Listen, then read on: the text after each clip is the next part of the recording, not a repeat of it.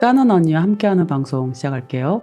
곧 파면을 앞두고 있는 현재 내란을 준비하던 과정에 충격적인 진실이 또 있었다고 터져 나왔네요.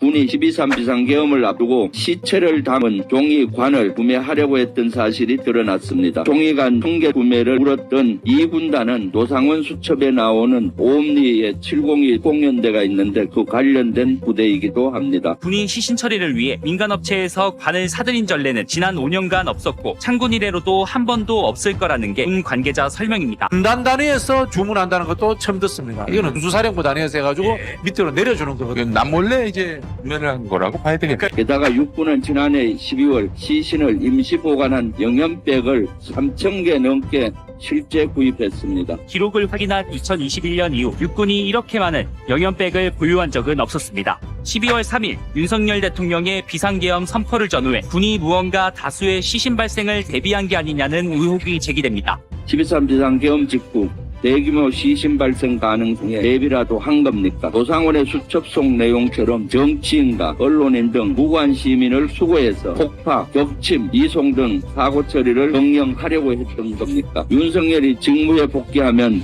곧장 현실이 될 수도 있습니다.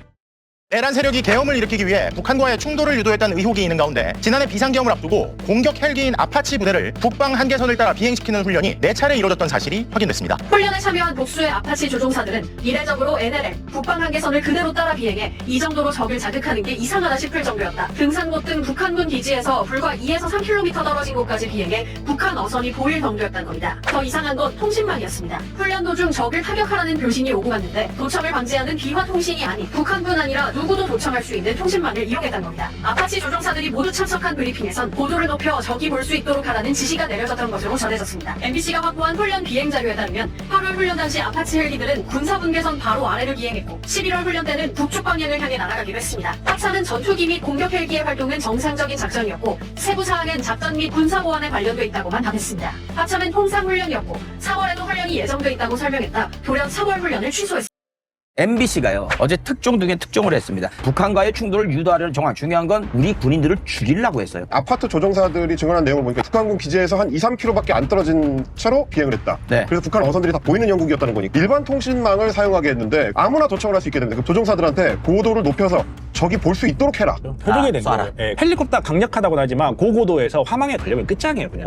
아파치 아니라 아파치 할아버지도 소용없고 그리고 북한은 이라크하고는 비교도 안 되는 대공화기 밀집 국가예요. 네. 그냥 우리 병사 2명을 자기의 목적을 위해서 먹이로 던져준 거예요. 그것도 부족해서 누구나 들을 수 있게끔 적을 타격하라 하면 그걸 듣고 있는 북한군 입장에서는 저 새끼야 우리 공격하려고 한다. 야 미사일까지 쏜대. 바로 요격해버린 거예요. 진짜 그냥 개놈이 밑밥으로 던져준 거예요. 군인을.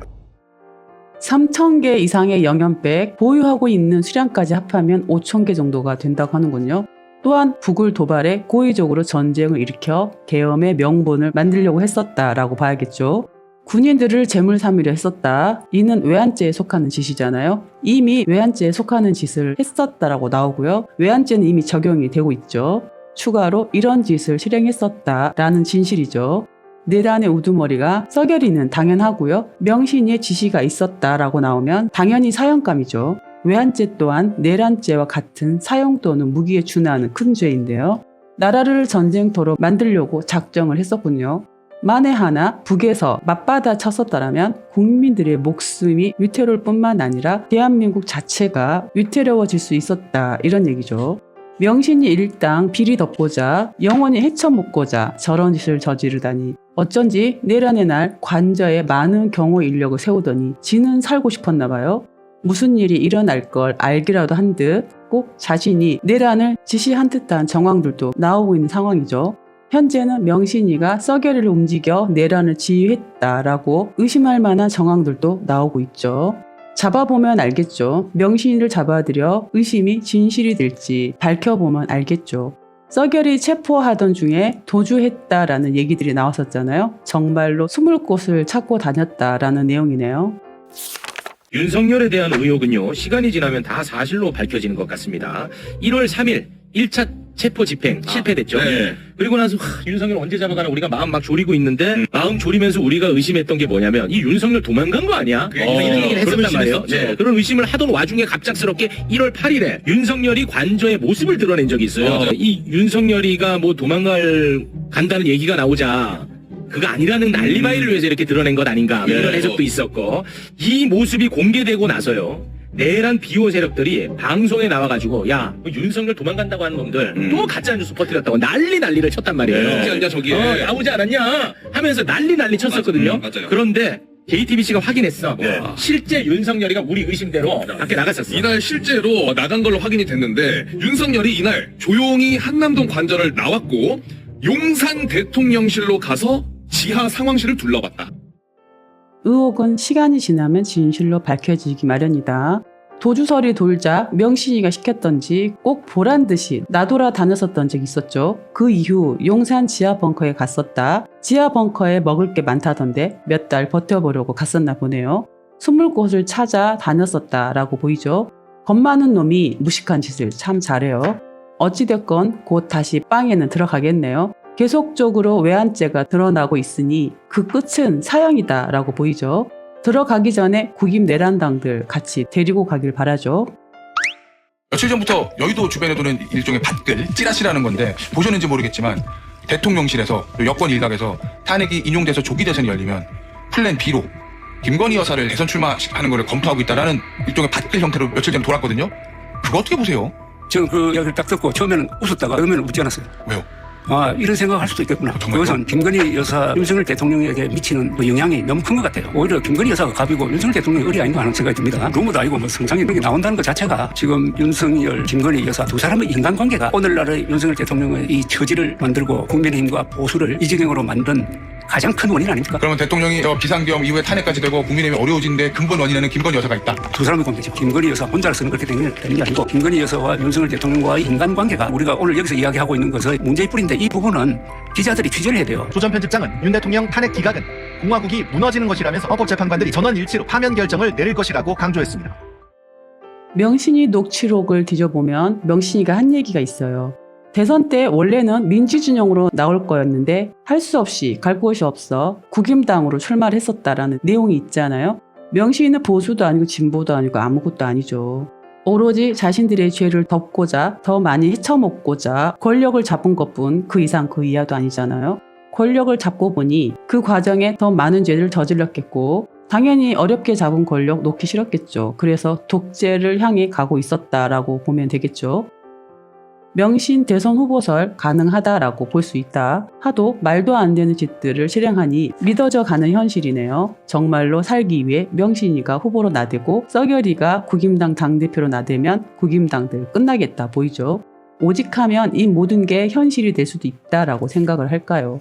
계속적인 명신 일당들의 숨겨두었던 진실들이 드러나면 명신이는 도주 아니면 정말로 직접 대권에 도전하던지 그도 아니면 새로운 남자를 찾아 썩여리처럼 방패에 삼을지도 모르죠. 명신이와 썩여리 이별수도 있다던데요. 예전에 명신이가 했던 말이 생각나네요. 최초로 이혼당한 대통남 되고 싶냐고 했던 말이 있더라고요. 이혼도 생각했었나 봐요. 겁대가리 상실한 최상목, 나라와 경제를 흔들고 있는 놈이잖아요. 명신이 믿고 나대다 썩이리꼴 날 거라 보는데요. 내란이 묻어있는 최상목, 뒷거래 제안이 있었다고 하네요.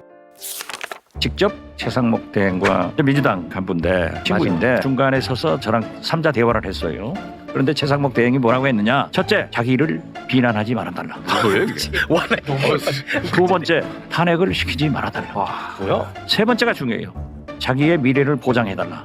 태중이야? 아니 뭐야? 최상목이? 네, 이런 얘기를 했는데 그렇지만은 직접 한 말이 아니기 때문에 제가 내일 확인해보고 한번 발표를 하려고 그래요.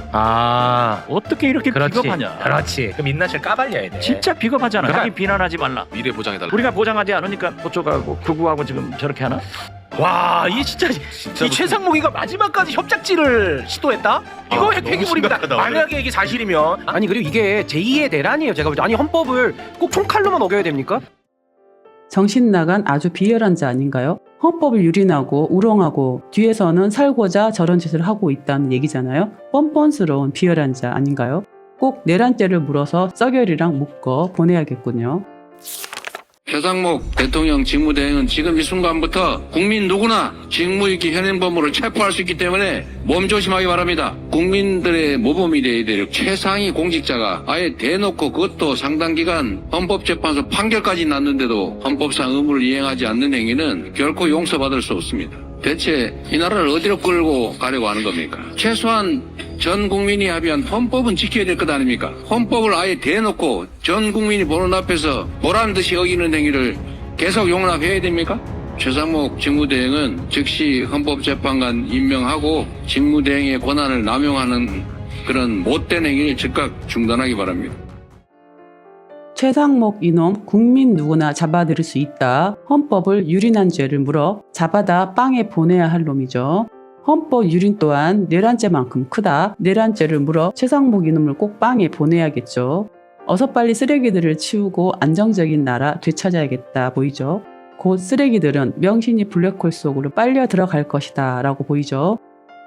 모두들 건강 유의하시고요. 다음에도 신박한 내용으로 다시 만나요. 바이바이.